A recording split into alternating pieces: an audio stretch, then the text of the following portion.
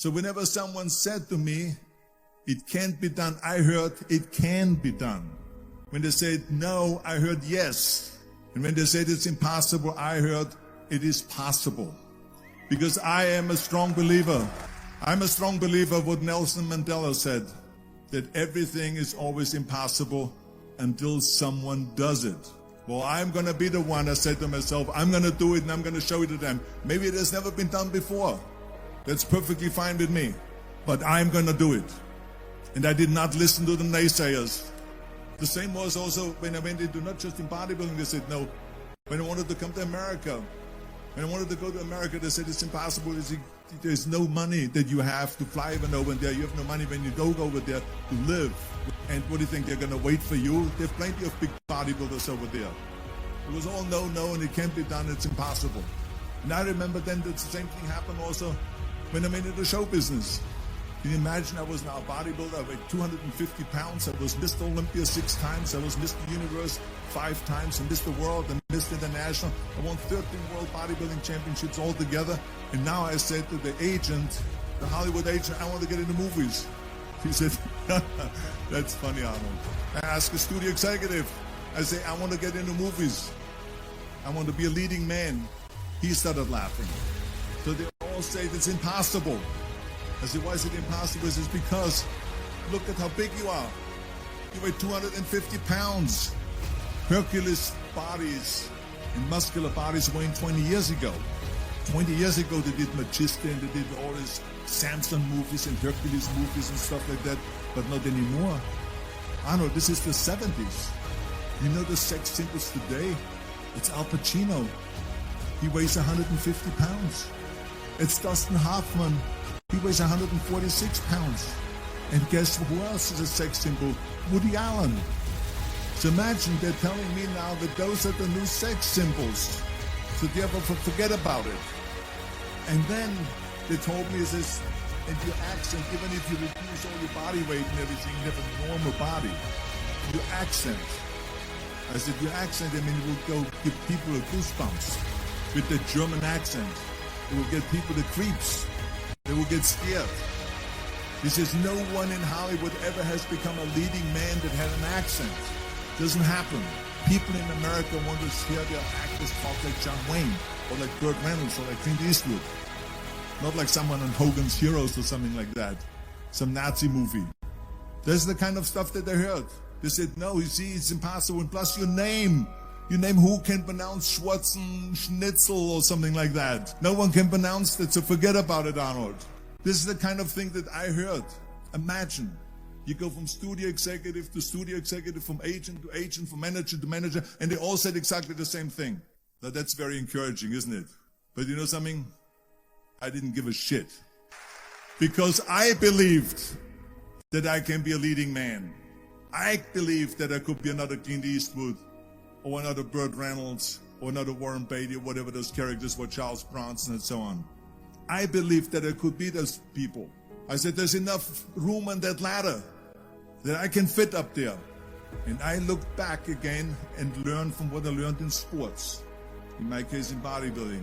It's all about the hard work that you put in. I said to myself, in bodybuilding, I worked out 5-6 hours a day. I'm going to do the same thing now for acting. And of course, I went to college to study English. I studied voice, accent removal, acting classes, and all of this stuff all day long. I worked and I worked and I worked. And within a short period of time, I made one movie called Hercules in New York, which of course went right into the toilet.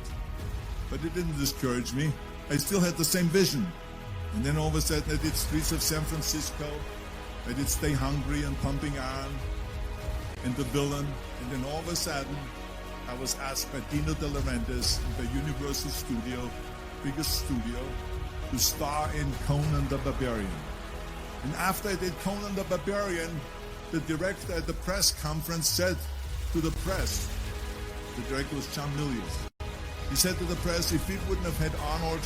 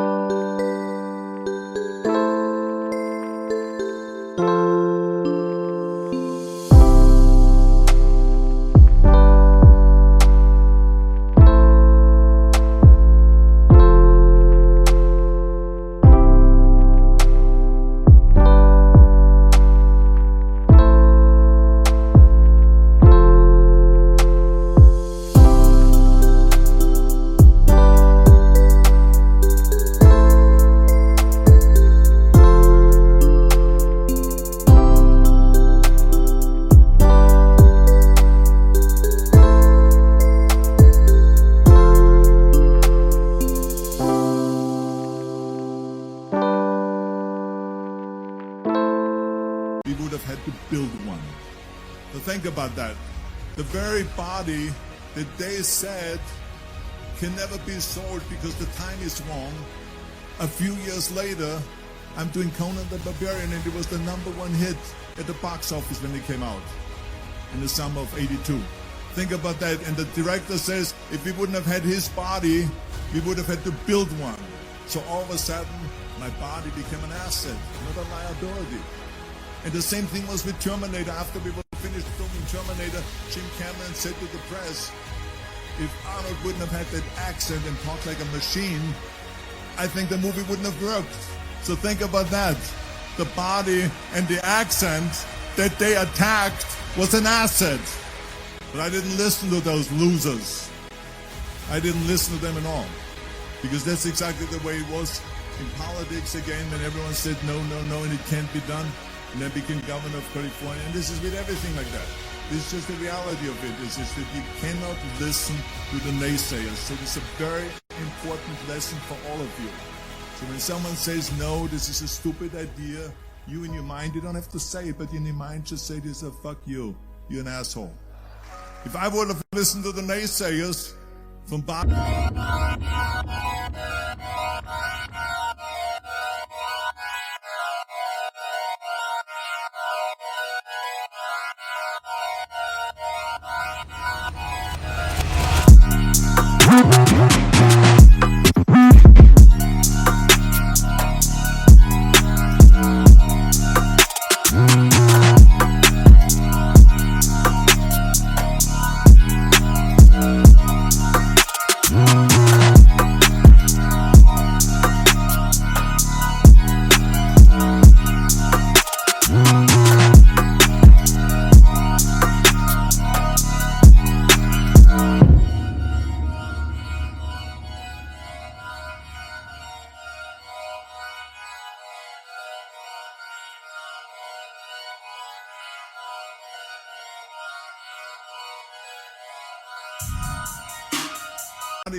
to showbiz politics, I would not be standing here today talking to you.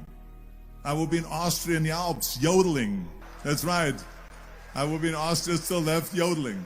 That's what I will be doing exactly. So this is why I say don't listen to the naysayers. And the next thing, the third point that I'm going to make to you is, before we sit down with Jürgen and talk about the rest of the three, is work your ass off. There is no magic pill. There is no magic out there. You cannot get around. You have to work and work and work.